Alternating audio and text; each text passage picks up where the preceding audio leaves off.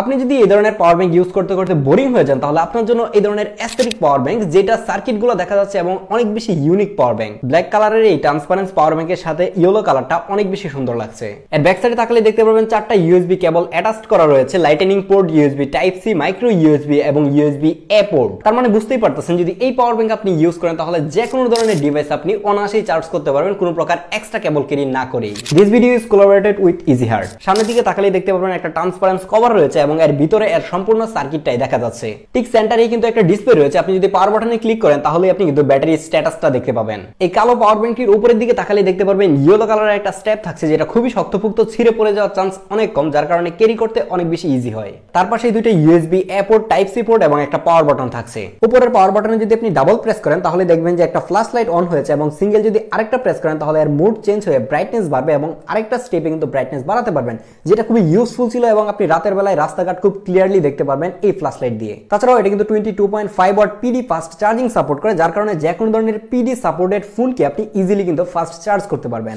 এই 20,000 mAh এর পাওয়ার ব্যাংকটি দিয়ে আপনি অনায়াসে 4টা 5000 mAh এর ফোন চার্জ করে ফেলতে পারবেন।